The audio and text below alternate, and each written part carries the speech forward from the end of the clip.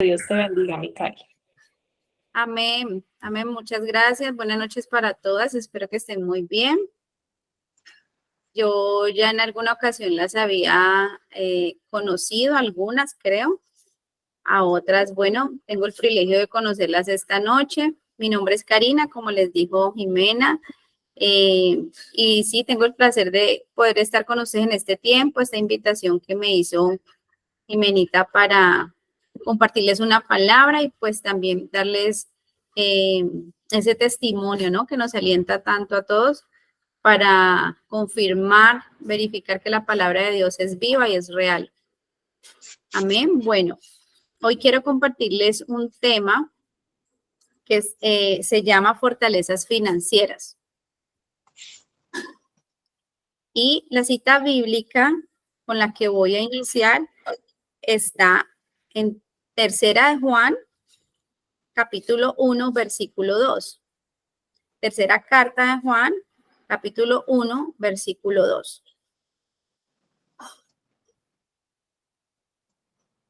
Bueno, para poder entrar como en materia y contextualizarlas un poquito, me gusta siempre como definir palabras, ¿no? Y vamos a iniciar definiendo qué es una fortaleza. Si alguna quiere de pronto darme su idea o participar de qué entiende por fortaleza, pues sería muy edificante para poder construir este título. Bueno, yo pienso que las fortalezas son como muchas veces tipo de creencias que nos impiden como avanzar, entonces se convierten como en algo que yo ya asumo que así debe ser, se convierte en algo con, a veces no somos tan conscientes, ¿no? Pero sí es algo que nos impide como avanzar, esas fortalezas que, Dios mío bendito, si no nos dejan avanzar, yo pienso que son esos tipos de creencias que a veces nos obstaculizan el avance en nuestras vidas. Muchas gracias, Estela. Sí, tienes toda la razón. ¿Alguien tiene una definición diferente o algo que se le ocurra? Claro que pasa, no hay casi, ¿no? Hay una migajita. Aló, Marta, ¿me estás hablando?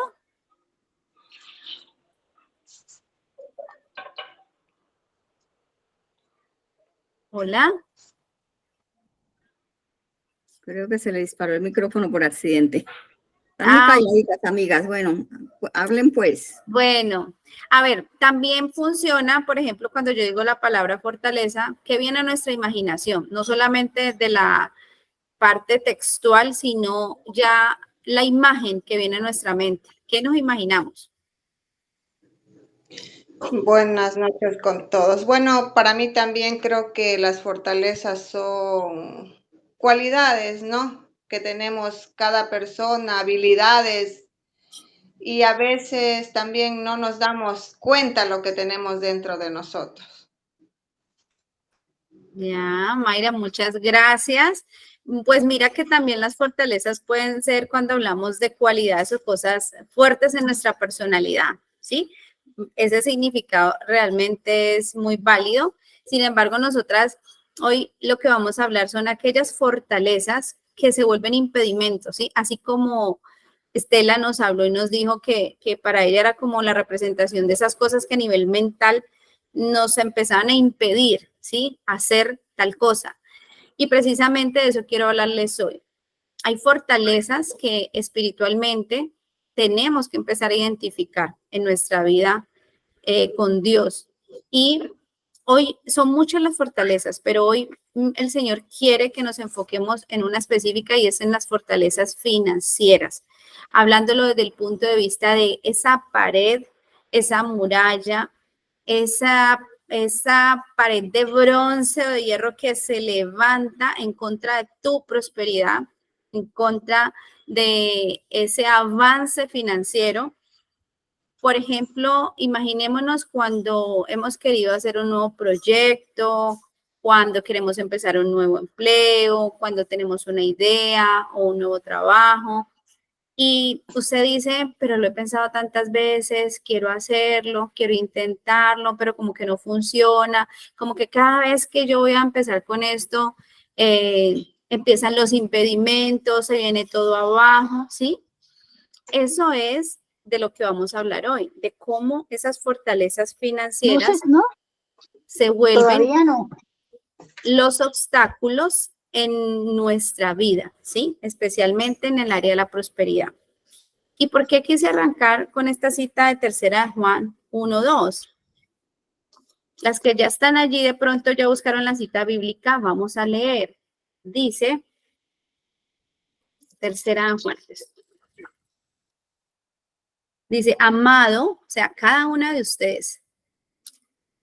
Muchas gracias, Estela. Amado, yo deseo que tú seas prosperado en todas las cosas y que tengas salud, así como prospera tu alma. Amada Estela, por favor, no me vas a quitar esa imagen de allí porque precisamente la palabra de Dios se tiene que desglosar, ¿sí? Primero el Señor te habla como en un poema, porque quiere y desea eso para ti, para mí. Entonces Él dice que Él desea que tú seas prosperado en todas las cosas. Eso incluye las cosas materiales, ¿sí? Las cosas materiales, porque a veces se confunde que el que cree en Cristo, ¿sí? O que se confunde que la humildad es el no tener o vivir de pronto escaso. Y resulta que Dios nos habla siempre de una prosperidad en sobreabundancia, ¿sí? Y una prosperidad integral. Y allí abarca 3 aspectos del ser humano. 3 aspectos. Uno, primero, es el aspecto financiero, el material, el adquisitivo. Por eso dice en todas las cosas. Y que tengas salud, ¿sí? Ya nuestra parte física, nuestro cuerpo, nuestra salud física. Y así como prospera tu alma, ¿sí? En el alma, el Señor nos está hablando, según su palabra, que es donde se depositan la voluntad, las emociones, los pensamientos, los recuerdos, ¿sí? Básicamente el alma es ese campo en el que en mi carrera yo puedo trabajar con las personas, ¿sí? En el alma, en sus emociones, en sus vivencias, en sus historias de vida. Entonces, si ustedes se dan cuenta, esa palabra nos lleva a contextualizarnos en 3 áreas de nuestra vida. Esa es la forma integral como Dios quiere que seamos prosperados. Y si nos imaginamos eso, pues usted se imagina una vida plena, ¿sí? Porque muchos casos hemos visto de personas que pueden tener sobreabundancia en el área financiera, pero en su salud, ¿sí?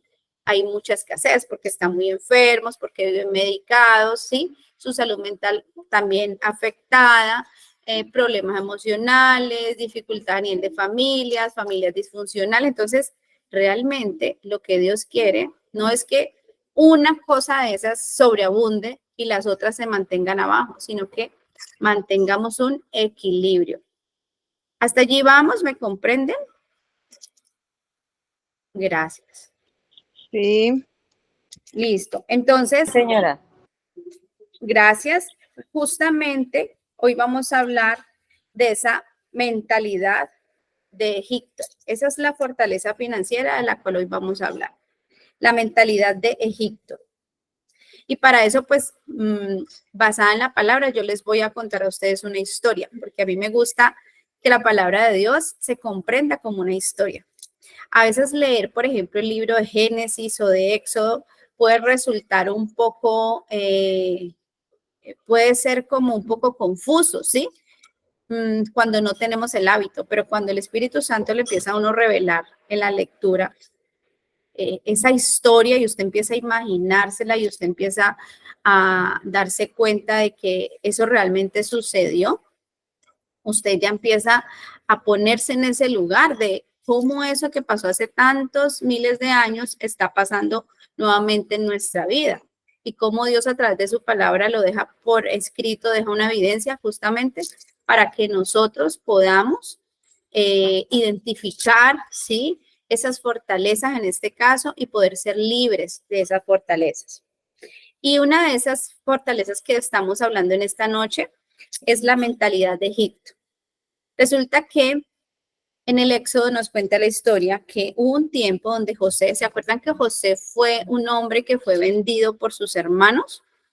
Y fue vendido como esclavo. porque sus hermanos lo envidiaban, porque José era un hombre soñador. José fue un hombre que Dios le dio el don de los sueños y de la revelación de sueños.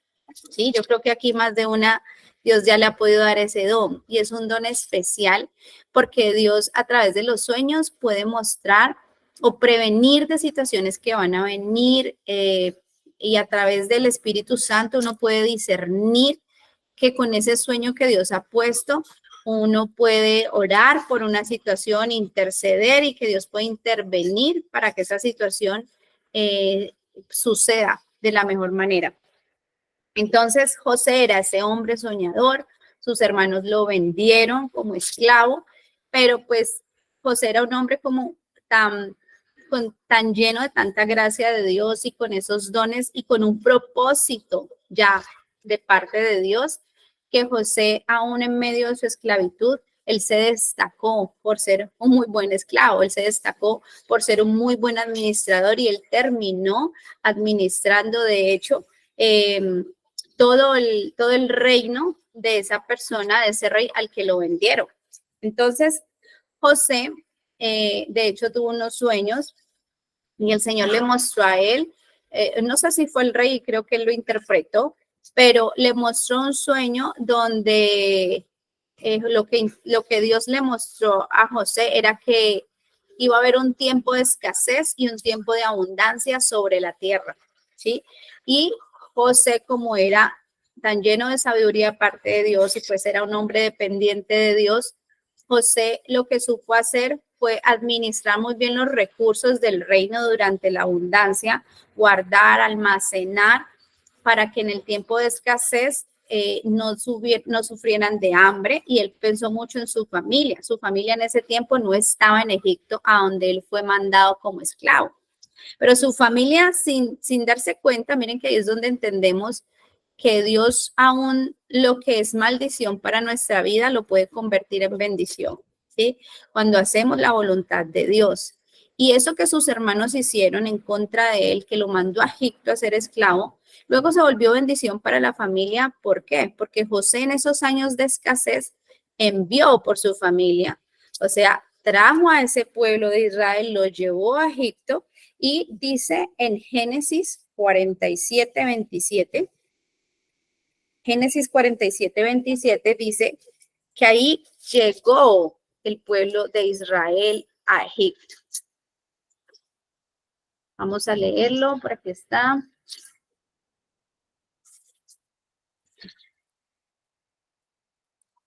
Así habitó Israel. Génesis, ¿qué? Perdón.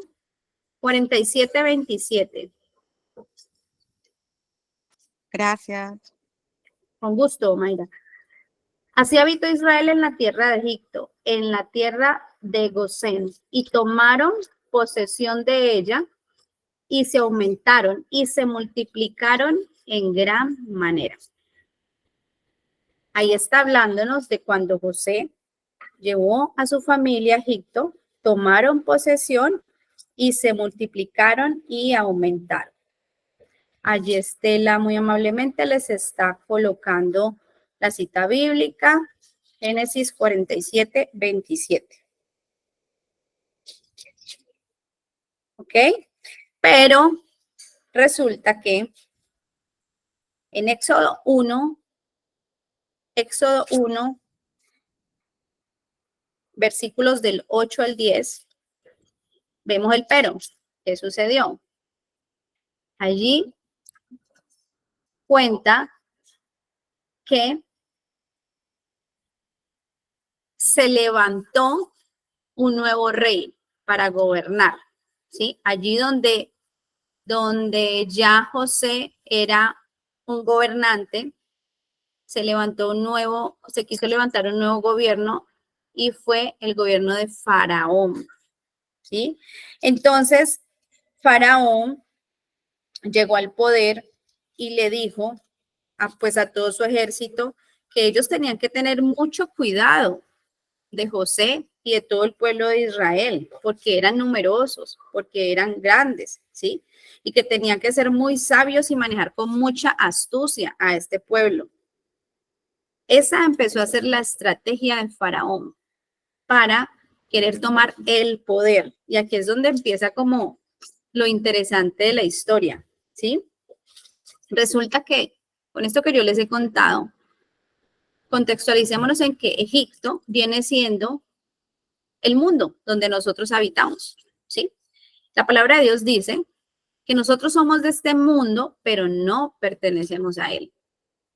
Es decir, habitamos aparentemente en un Egipto, ¿sí? Pero nosotros no pertenecemos a ese Egipto. Nosotros pertenecemos no al reino de esta tierra, de este mundo, sino al reino de los cielos, porque somos hijas de Dios. Entonces, hay un gobernante en esta tierra, ¿sí? A nivel financiero, a nivel político, está operando el espíritu de Faraón, porque fue el espíritu que llegó a usurpar un trono, ¿sí? A oprimir un pueblo, a esclavizar un pueblo. Y si lo contextualizamos a la actualidad, nuestro sistema financiero a nivel mundial es eso, ¿sí? Es un sistema que causa opresión, que causa esclavitud, que oprime al pobre, que acaban con familias, que cada vez estamos viendo mayores índices de migración a otros países. ¿Por qué? Porque ya el sistema financiero, por ejemplo, en Latinoamérica está cayendo, ¿sí? ¿En qué sentido? En que entonces aumenta el trabajo, pero el ingreso no aumenta y el costo de vida aumenta, entonces todo el mundo está buscando qué hacer por su familia, ¿verdad? Y eso fue lo que el espíritu de Faraón empezó a hacer por el pueblo de Israel, en el pueblo de Israel, perdón. La nación de Israel vivió 400 años en Egipto y poco a poco ellos fueron atrapados por esa mentalidad, por esa fortaleza de Faraón, ¿sí? O sea, aquí estamos hablando de que la fortaleza financiera de la que estamos hablando es una mentalidad. Y eso es lo más duro, que nosotros podemos conocer esta historia, pero tenemos que empezar a identificar el espíritu de Faraón, cómo está operando en nuestras vidas, pero cómo está operando también a nivel mundial, y pedirle a Dios que Él es el único que puede liberarnos, así como lo hizo en ese tiempo. Y para contarles cómo lo hizo en ese tiempo,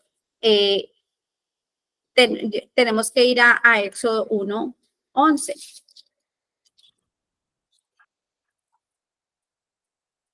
Éxodo 1:11.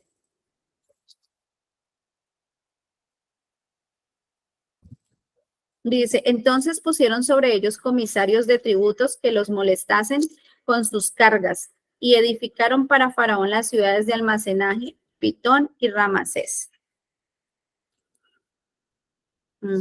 Ahí está Éxodo 1:11. Y si usted se va antecito de Éxodo 1:11, le va a contar la historia de cuando se levantó sobre Egipto un nuevo rey que no conocía a José y que le dijo, he aquí el pueblo de los hijos de Israel es mayor y más fuerte que nosotros. Ahora pues seamos sabios para con él, para que no se multiplique y acontezca que viniendo guerra, él también se una a nuestros enemigos y pelee contra nosotros y se vaya a la tierra. O sea, Faraón estaba lleno de miedo porque el pueblo de Israel era numeroso porque se había multiplicado. Entonces la estrategia fue oprimir, esclavizar. Y cuando ya el pueblo de Israel estaba esclavo de Faraón, de ese gobierno, pues obviamente no estaban en las mejores condiciones, ¿sí? Estaban completamente oprimidos. Dios definitivamente dice, yo tengo que hacer algo por mi pueblo, ¿sí? Dios siempre nos da como esa oportunidad de identificar, de nosotras mismas darnos cuenta de qué está pasando en nuestra vida, de a quién tenemos que recurrir para que nos libere de cierta situación. Y eso hizo con el pueblo de Israel. Entonces Dios envió las 7 plagas de Egipto. ¿Se acuerdan de esa historia? Y en esas 7 plagas, digamos que cada vez que mandaba una plaga era una opresión que Dios le estaba haciendo a Faraón para que se diera cuenta que tenía que liberar de esclavitud al pueblo de Israel. Pero Faraón no lo quería hacer. Y cada vez que llegaba una plaga, más los oprimía, ¿sí? Hasta que en la última plaga fue cuando Dios envió a través de una plaga que murieran los primogénitos. Y entre esos murió el hijo de Faraón, su primer hijo. Y fue la única manera que Faraón dijo, ya, suelto al pueblo de Israel. Y los liberó y el pueblo de Israel cogió camino, ¿sí? Y Dios los llevó de allí ya, empezaron su desierto, ¿sí? Entonces, siempre vemos con esta historia que Dios entra a actuar a nuestro favor, ¿sí?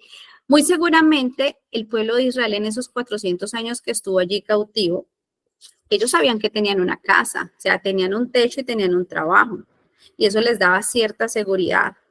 Pero ¿cuál era el precio que tenían que pagar? Ser esclavos, ¿sí? Entonces, es lo que hoy en día, en la medida en que yo les cuento esta historia, imagínense hoy en día lo que pasa en nuestras vidas, lo que pasa a nuestro alrededor. A veces un trabajo o un ingreso financiero te vuelve esclavo porque no te permite ni siquiera tener una calidad de vida, ¿sí?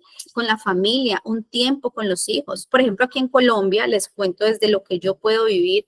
Yo trabajo con algunas instituciones educativas, es decir, con jardines infantiles y trato con muchas familias y yo veo niños en abandono emocional y eso me da mucha tristeza porque son generaciones que vamos a ver tal vez con aparentes riquezas, pero abandonados emocionalmente, porque los papás están cansados, están estresados, están oprimidos, están esclavizados a jornadas largas de trabajo y sus hijos están en manos de las pantallas, de las nanas, de los cuidadores, de los abuelos, ¿sí? Sin desmeritar el trabajo de los abuelos, pero no es el rol de los abuelos de criar nuevamente hijos, ¿sí? Entonces, eso va desfigurando y desconfigurando una familia. Y la familia es el núcleo de una sociedad. Y la sociedad hace que seamos todos, ¿sí? Entonces, el enemigo sabe directamente a dónde atacar. Por eso nosotras como hijas de Dios tenemos que identificar en qué área de nuestra vida está operando el espíritu de Faraón. Y eso le pasaba al pueblo de Israel. Se sentían seguros aparentemente porque tenían su casa y su trabajo, su ingreso. Pero Dios en su palabra siempre, Él dice que Él nos lleva de gloria en gloria, de triunfo en triunfo, de victoria en victoria. Dios no va a querer el estancamiento en nuestras vidas. Dios siempre va a querer que nosotras vayamos a más, ¿sí? Y cada vez que lo conocemos, porque su palabra también dice, mas primeramente buscad el reino de Dios y su justicia, y todo lo demás vendrá por añadidura. Y cuando uno decide, que básicamente ese es mi testimonio del cual les hablaba Jimena al principio de este tema, cuando uno decide servirle a Dios, cuando uno decide obedecer a Dios, honrar a Dios, reconocerle en todo lo que hace, sin importar la circunstancia que uno esté viviendo, teniendo o no teniendo dinero, teniendo o no teniendo ese techo, solamente teniendo la convicción de que quiere amar a Dios y quiere servirle, el espíritu de Faraón se levanta y se levanta a oprimir, se levanta a construir fortalezas, a construir muros que parecen inquebrantables, tal vez de enfermedad, de escasez, de ruina, de confusión. Y esas fortalezas a veces se vuelven más grandes en nuestra mente, ¿sí? Porque todo tiempo cambia y uno siempre dice, todo es temporal, esto va a pasar y Dios tiene el control. Pero lo que queda en nuestra mente muchas veces es lo que vivimos. Es Egipto, donde el espíritu de Faraón nos esclavizó, ¿sí? Donde nos sentimos derrotados, abatidos, donde tal vez no había comida, donde tal vez no había para pagar los servicios públicos, donde no había para pagar una renta, donde no había para desplazarte en un transporte. Todo eso lo viví yo, ¿sí? Y allí fue donde yo decidí amar a Dios con todo mi corazón, servirle con todo mi corazón, ir a mi iglesia, así tuviera que caminar millas y hacerlo por amor a las personas, servirle a Dios con todo mi corazón. Y el espíritu de Faraón empezó a atacar, así como cuenta la historia en Génesis y en Éxodo. Pero más me enamoraba yo del Señor, porque su palabra también dice en Oseas, te llevé al desierto y te enamoré, ¿sí? Y es porque Dios nos lleva a ese desierto, eso fue lo que Dios hizo con ese pueblo de Israel. Lo liberó, pero no lo liberó para que se muriera en el desierto, para que terminaran en el desierto como muchos terminaron por la queja. Él los liberó para que en el desierto fueran tratados e hizo que el camino por el desierto fuera más largo. Ustedes saben que la historia en el Éxodo cuenta que ellos estaban a días, si no estoy mal, a 14 días, 17 días de llegar a la tierra prometida. O sea, salieron de Egipto, su tierra prometida era la tierra que fluía leche y miel, pero el Señor conocía el corazón de ese pueblo, Él conoce tu corazón y mi corazón, y Él sabe que tenemos una tendencia a volver atrás, ¿sí? Tal vez a quejarnos, tal vez a decir, hubiera sido mejor que me dejaran tal parte. Y eso fue lo que el pueblo hizo y está escrito en, ya les digo,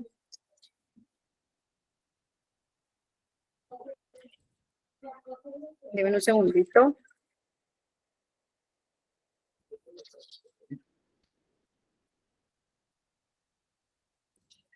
Bueno, no recuerdo en ese momento, ahorita yo creo que sale aquí, pero eso fue lo que hizo el pueblo de Israel. Pasó al desierto, se empezaron a quejar y resulta que Dios les dijo que siguieran ese camino, ¿sí? Eso está en Éxodo, ya lo encontré, Éxodo 13, versículo 17. Éxodo 13, versículo 17. Y Números 14, del 1 al 3. Números 14, del 1 al 3.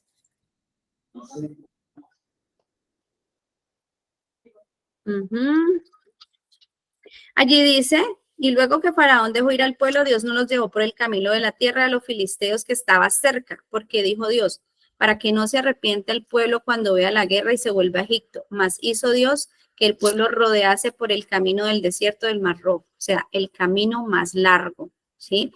Porque Dios sabía que en su corazón muy posiblemente el pueblo de Israel se iba a arrepentir cuando encontrara el primer obstáculo.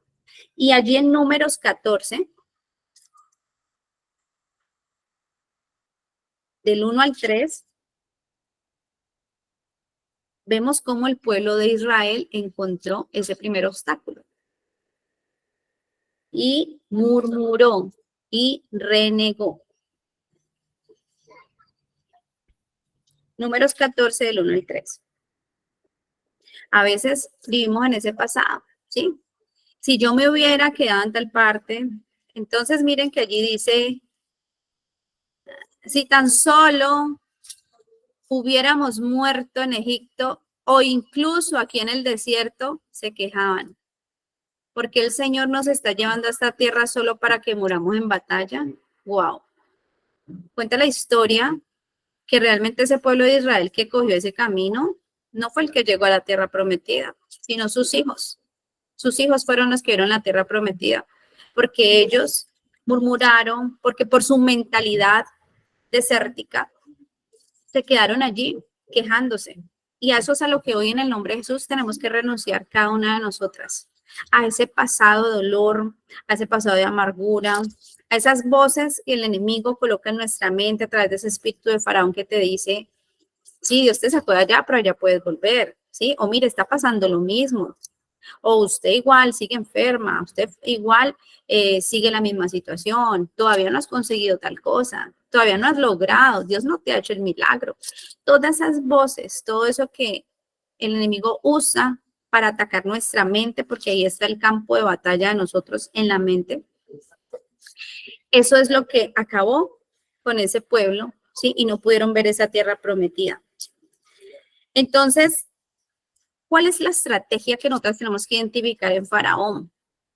La estrategia de mantener ocupada a la gente con trabajo, cansada, agotada, sin poder disfrutar de una familia, pero con la convicción de que es que tengo que dejar una herencia, tengo que dejarles una casa, tengo que dejarles unos bienes, ¿sí? Y la palabra de Dios en Lucas 16, 13 dice que ningún sirviente, ninguna persona le puede servir a dos, dioses. O le servimos al Dios o le servimos a las riquezas. Y aquí obviamente tenemos que ser muy sabias en que con esto Dios no contradice su palabra. Él quiere nuestra prosperidad y nos puede sobreabundar financieramente, pero nuestro corazón no puede depender ya de ese salario, de ese trabajo, de ese jefe, de esa persona que te provee, sino que nuestro corazón debe estar inclinado primeramente a Dios, a que cuando tú trabajes y tú hagas algo, lo haces por esa vocación, por ese amor, ese trabajo. Yo un día comprendí eso hace muchos años y realmente yo soy feliz sirviéndole a Dios con mi carrera, no solamente desde el área profesional, sino también en la iglesia. Y le sirvo y mi trabajo lo hago con tanto amor sabiendo que soy usada. O sea, ese es mi propósito de vida, ese es mi propósito diario con el que yo me levanto. Señor, hoy, ¿a quién lo va a servir? ¿Sí? Y a través de aún de mi profesión, el Señor prospera mi vida, prospera mi familia y sobreabunda y no falta. Porque ese es Dios, porque un día decidí pues no creerle, haz la mentira a Faraón, ¿sí? Enfrentarme a él, decir, chao, soy libre de ese espíritu de Faraón, yo y mi casa serviremos al Señor, ¿sí? Entonces, nosotros, los que tenemos la bendición de Dios, aún estando en Egipto, que representa este mundo actual, podemos prosperar. Sí, podemos hacerlo. Y yo creo que nos dimos cuenta de eso en la pandemia, cuando todo empezó a escasear, cuando todo se cerró, cuando no había tanta incertidumbre. El pueblo de Dios allí fue un pueblo diferente, ¿sí? En mi caso pasó, o sea, a partir de la pandemia yo empecé a ver que no faltaba nada en mi casa, que al contrario Dios nos usaba para bendecir a otros. Y post pandemia, ¿sí? Llevamos 2 años relativamente después de pandemia y el Señor sigue mostrando como su mano poderosa a pesar de todo lo que se habla en el país, en la ciudad, en Latinoamérica, en el mundo. El Señor sigue prosperando su pueblo. Y esa es la confianza que tenemos que tener, de que el único que puede liberarnos de ese espíritu de Faraón es Dios. Él es el único que puede romper esas fortalezas. Pero Dios sí espera que usted y yo identifiquemos esas fortalezas, que usted y yo identifiquemos cuáles son las trampas de esa estrategia de Faraón en las que uno puede caer, ¿sí? Puede ser la deuda, puede ser el aparentar tener lo que realmente no puedes pagar, puede ser el engaño, las voces que te dicen no has conseguido tu casa propia, tu carro, no has conseguido tu propio negocio, entonces te lleva al desespero y por desespero caes en una situación peor de la que se estaba. Y ese es el cuidado que tenemos que tener con ese espíritu de Faraón. Cuando Dios definitivamente decide liberarnos, Él lo hace con todo, pero lo hace con un propósito. Y va a necesitar ponernos en un desierto para poder experimentar lo que el pueblo de Israel experimentó. El maná, ¿sí? La columna de fuego que los guiaba, la provisión diaria. Yo me acuerdo que un día, viviendo esa situación de como pueblo de Israel, pasando por un desierto, que fue el tiempo en el que Jimena me conoció, yo le pregunté un día a Dios pasando, yo creo que yo ya estaba llegando a la tierra prometida. Le decía a Dios, pero ¿por qué en medio de ese tiempo, en medio de ese desierto, como que diariamente mandabas la provisión, pero era para ese día, no era para el otro día? Y cuando yo leo esta palabra, el Señor me lleva a leer en el Éxodo, donde él le dice al pueblo, le dio la instrucción de que el maná que le enviaba del cielo, no podían guardarlo, tenían que gastarlo solo en ese día, porque si se guardaba, se perdía, se echaba a perder. Y era solo para probar la fe, era solo para probar si realmente se estaba creyendo en que Dios les iba a proveer a diario. O sea, Dios lo hace todo con ese propósito, que nuestra mente a veces no logra comprender. O sea, realmente a Dios lo conocemos a través de nuestro espíritu, de nuestro corazón, pero no de la mente, porque nuestra mente tiene mucha lógica y no vamos a lograr comprender, ¿sí? Lo que Dios está haciendo aún en medio de la prueba. Y por eso Él dice en su palabra que nosotros aún en la tribulación tenemos que gozarnos. Esa fue otra cosa que le preguntaba yo a Dios en la tribulación. ¿Cómo hago? ¿Cómo hago para gozarme si es que esto que estoy pasando no es nada bueno? Y Dios después, con el tiempo, fue dando esa respuesta. O sea, claro, cuando tú estás en tribulación, estás en desierto, específicamente en un financiero, es porque Dios está obrando, está teniendo el control, te está llevando de la mano, pero es uno el que está siendo tratado en ese desierto, el que está siendo moldeado. Amén. Entonces, hoy Dios definitivamente nos habla y nos dice que si nos está llevando por un desierto, al final hay una tierra prometida y una tierra que fluye leche y miel. Y yo me acuerdo, como testimonio ya, que yo empecé ya a declarar, es que yo, mejor dicho, yo pasé por ese Génesis y ese Éxodo completo, y yo lo leía, y a medida que lo iba pasando lo entendía. Y cuando yo llegué a la tierra prometida, yo me acuerdo que llegó el tiempo del cambio de apartamento, de donde estaba yo en Egipto, literalmente. Y yo le decía, Señor, ¿cuál es mi tierra que fluye leche y miel? Y el Señor empezó a mostrármela y empezó a decirme exactamente dónde era, cómo iba a ser. Y yo le decía, esa es mi tierra. Y yo me acuerdo que yo cogí la palabra de Dios porque siempre he creído lo que dice la palabra, que nosotros debemos de escribir las promesas de Dios y pegarlas en los postes de nuestra casa. Y yo cogí la palabra donde decía que Él nos introducía en la tierra que fluía leche y miel, tierra de arroyos, tierra donde sobreabundaba todo. Y empecé a declarar esa palabra y la puse en ese nuevo lugar donde llegamos.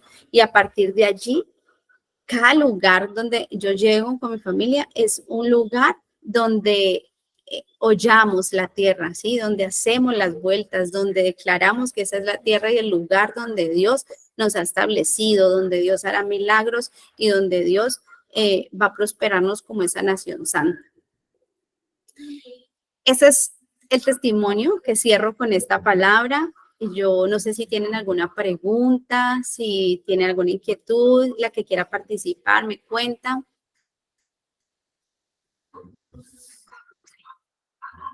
También tenemos varones aquí en esta reunión, Karinita. Disculpe, Sí, Karina, ¿cuál es la palabra, la promesa que dice, es la tierra que fluye leche y miel, tierra de arroyos? Ah, bueno, ya te lo digo, te la voy a buscar por aquí. Gracias. Que Con nos mucho faltó gusto. para cerrar con un broche de oro. Sí, qué pena que los hombres no sabían que estaban aquí también, pero bueno, esta palabra es para todos los hijos de Dios. ¿Será Levíticos 20:24? No, dice Deuteronomio 8, del 7 al 9.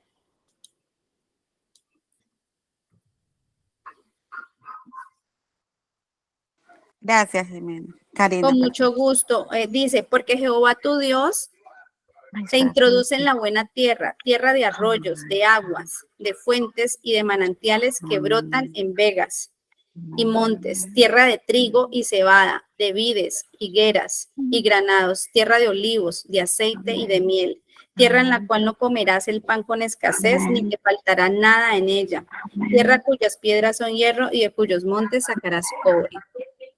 Es completa, o sea, habla de Todo. y todo lo rico de ese tiempo, porque en ese tiempo lo más rico eran esos olivos, ese aceite, esa miel, esa cebada, esas vides.